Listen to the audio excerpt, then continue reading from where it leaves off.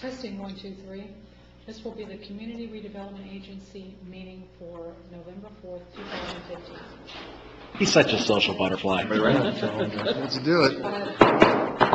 Good evening. I'd like to call the order Community Redevelopment Agency regular meeting, the City Satellite Beach, November 4th, 2015, approximately 6 p.m. Please join Member Breimer for a moment of silence and a pledge. We could all stand for a moment of silence, please.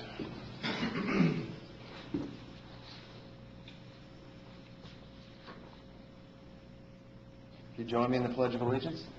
I pledge allegiance to the flag of the United States of America and to the republic for which it stands, one nation, under God, indivisible, with liberty and justice for all. Thank you. Thank you, Mark. Yes, sir. Okay. Moving on to agenda item 3, members' comments. Steve? I would say I would love to go down and see Shell Street, but every time I seem to go by there, there's barricades up down there, and you just can't turn in to see it. So I'll get a chance, I'm sure. Right. I'm good. You're good? Dominic? I have nothing. Thank you. Nothing. Thank you. I have nothing either, except, Dave, guys, looking great. Thank you for working with us. Appreciate it very much, and appreciate the cooperation. Thank you. Executive Director's report. Thank you, Chairman. To give you an update on Shell Street, we are nearing completion. The drainage system has been installed and is working well. The sewer system has also been completed and has passed county inspections.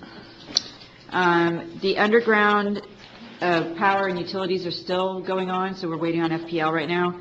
And then we will be constructing the restroom building, and that will be nearing completion. So we're waiting on some of the pavers and things like that until we get some of these other items in so we don't ruin them while we construct them. So basically we're anticipating a fully completed project by the end of November. Unless there's something odd that shows up or happens, we're hoping that project will be wrapped up by the end of the month. To go along with that, the Seaside Plaza facade grant project is also nearing completion. The project, I just went by it today because I can go through the barricades. And because of that person over there. And they have done a wonderful job. It looks really beautiful.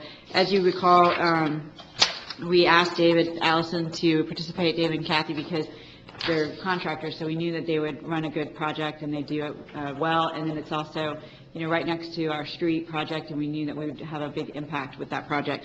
And I think everything we had anticipated has happened, and they've done a wonderful job. So they're here. I don't know if y'all want to speak on that at all, if you want to give an update.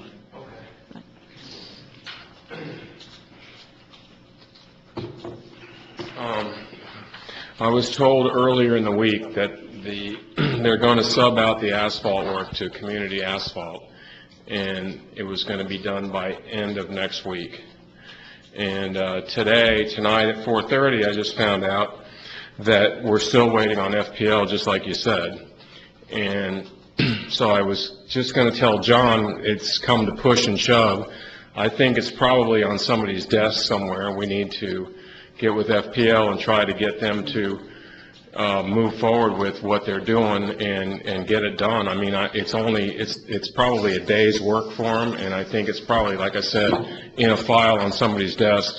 So I was just telling John when I walked in that maybe me and him can get together tomorrow and call. I know when I was in business, I used to deal with the engineers quite a bit, and sometimes, you can call the right person and get the job going and get it done. But right now, they're waiting on Florida Power and Light to do their thing at the end of the street. So by next week, they're going to have all the patches done, and but outside of FPL, then, that's what they're blaming on, whatever. Right.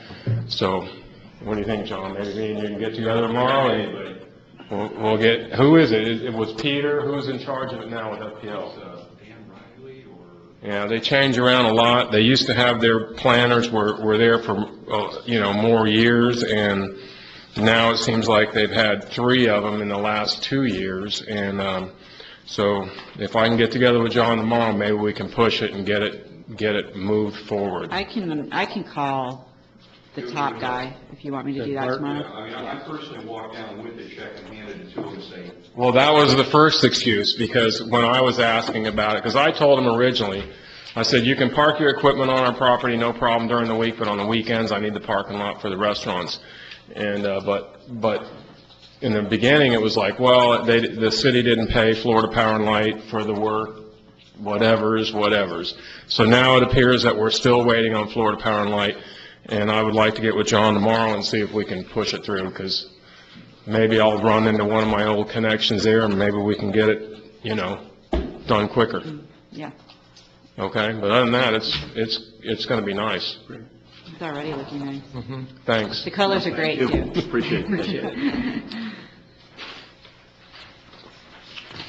Now, A1A is another large project that we've been settling with DOT on. We had initially submitted a round of improvements that we wanted to see on that roadway with the resurfacing project, and then we received some comments back from DOT saying that they couldn't do most of them. So then we ended up scheduling a meeting with the District 5 director, and the mayor was with me at that meeting, as well as Indian Harbor Beach and their mayor, the TPO, and our engineer, David King. And after that meeting, they went back to the drawing board and came back, and now they're going to be doing most of what we asked them to do. We also asked Commissioner Smith to intercede there, too. He did do that for us. He sent a letter, and I believe he made some calls as well. The South Beaches Coalition also sent a letter in support of our project. So I think with that combination, we were able to get some movement there. So most of our requests have been filled, will be filled. What they're leaving out is what we asked for: a number of mid-block crossings, pedestrian refuges, in the new resurfacing project. We also had asked that those crossings be lit with flashing pedestrian lights, so when a pedestrian went into the crosswalk, it would start flashing to where, the traffic would stop. They had indicated that because most of our mid-block crossing requests did not meet their original criteria for a pedestrian crossing to begin with, that they did not feel that they could get a request for the flashers in that initial round. But what they're going to do is construct it so that we can come back a couple years after with the new warrant studies that would show that we do need them, that we can add them at that time. So they're going to construct the conduits and everything that's necessary in the ground, so we can just easily come back and install them later. Which I thought was a good compromise between what we were asking. They also could not, they have a policy where they cannot put bus shelter pads down where there's no existing bus shelter or bench. As you know, we don't have any bus shelters or benches in Satellite Beach, so we missed that opportunity. Fortunately, they did say that most of our landscaping requests would meet their grant opportunities, so we'll be coming back to you with a revised CRA plan to move the future funds that were supposed to go to landscaping to bus shelter design and pad construction. So we will just come back and permit that after the A1A improvements are constructed.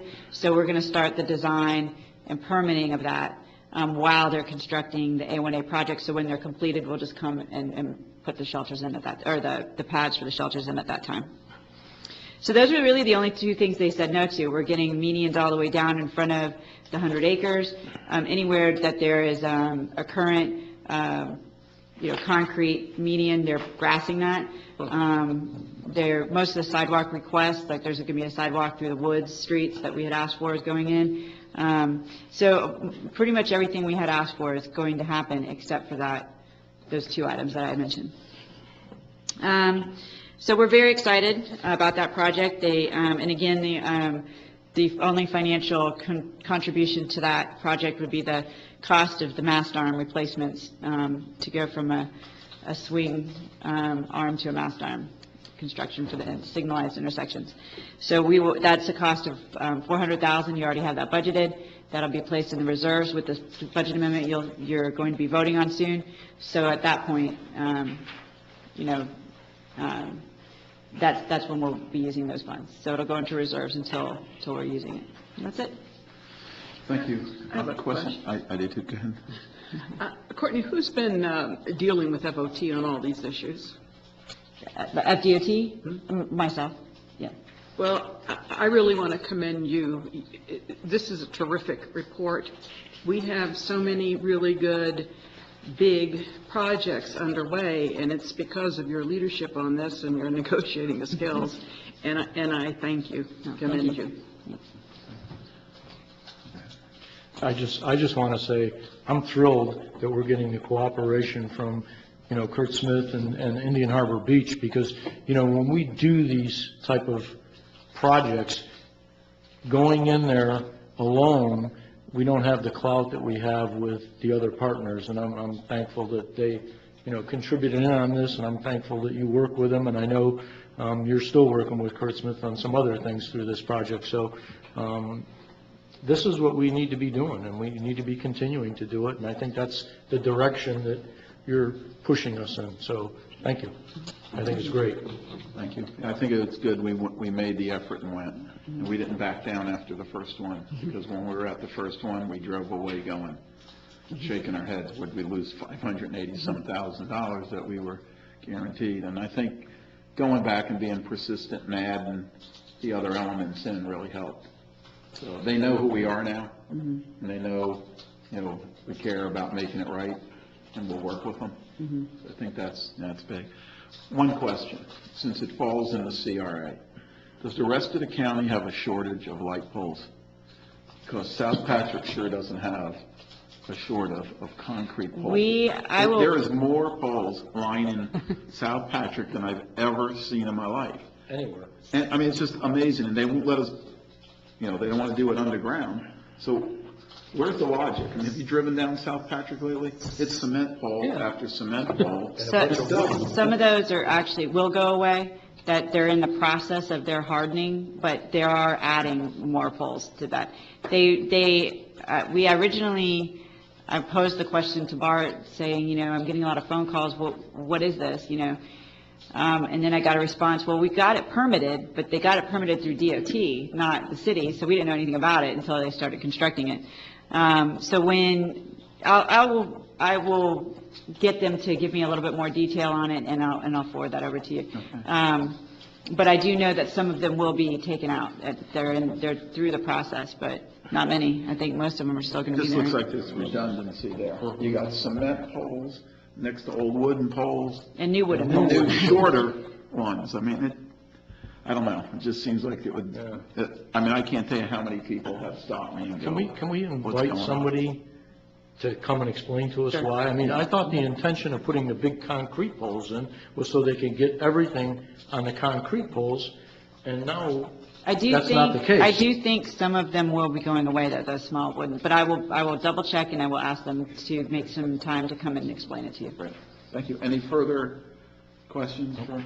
But I did request that if they are doing any other projects of that nature in the city, and they don't have to get it permitted through the city, to at least inform the city of those improvements, so we can answer the questions when we get them, because, I've gotten probably as many phone calls as you have. Thank you. Any further? Okay. Moving on to agenda item 5, discuss, take action on CRA resolution number 12. CRA Resolution Number 12, a resolution of the City of Satellite Beach Community Redevelopment Agency, Brevard County, Florida, amending the fiscal year 2014-2015 CRA Budget Resolution Number 8. Said resolution was previously amended by CRA Resolution Number 10, and providing an effective date. Move to adopt CRA Resolution Number 12. Second. I have a motion by Member Gott, second by Vice Chair Montanaro. Discussion. Courtney, the 78,139 was a decrease in revenue? Is that, Yes, that's correct. okay. Thank you. At this time, open up for public comment on agenda item 5. Hearing none. Back to the board. Any further discussion? Hearing none. Lenore? Mark Reimer. Yes. Steve Osmer. Yes. Dominic Montanaro. Yes. Lorraine Gott. Yes. Chairman Katina. Yes, motion passes. Thank you. Moving on to agenda item 6, adoption of minutes. Motion to approve adoption of minutes for September 2nd, 2015. Second. I have a motion by Member Brimer, second by Member Osmer. Which minutes are we voting on? There's one here that says revised, and it looks exactly the same to me as what's in our packet. With the Pledge of Allegiance, I had Katina, I changed it to Montanaro, which would be accurate. Motion motion for revised minutes As submitted? as submitted. Second. Further discussion? Hearing none. Lenore? Lorraine Gott. Yes. Dominic Montanaro. Yes. Steve Osmer. Yes. Mark Reimer. Yes. Chairman Katina. Yes, motion passes. Any further business before the board? Hearing none, meeting's adjourned. I